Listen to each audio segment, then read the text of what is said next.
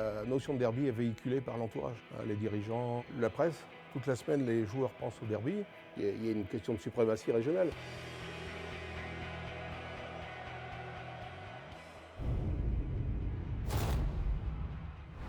Fin de saison, juin 56. Lille joue les barrages pour la deuxième fois. Et là, c'est Valenciennes l'adversaire. Valenciennes gagne le premier match 1-0, mène dans le deuxième match 1-0 jusqu'à quelques minutes de la fin. On égalise, on marque le but vainqueur sur pénalty dans le temps additionnel. À la belle, on s'effondre 4-0 et c'est la première fois que Lille connaît la deuxième division.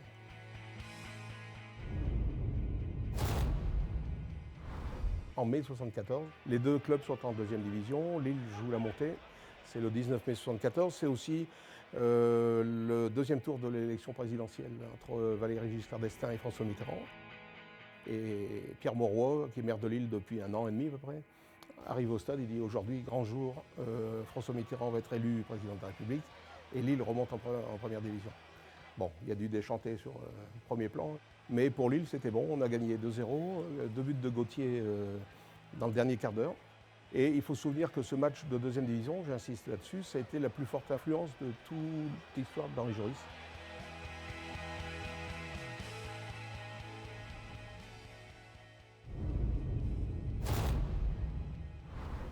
On a battu VA il y a quelque temps 4-0, je crois. Quand on voit le jeu qu'ils sont capables de développer, le potentiel qu'on a nous, sur cette saison, ça peut être un beau choc pour les spectateurs et supporters des deux équipes.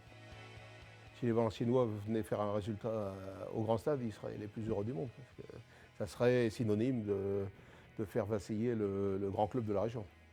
Mais on n'en est pas là.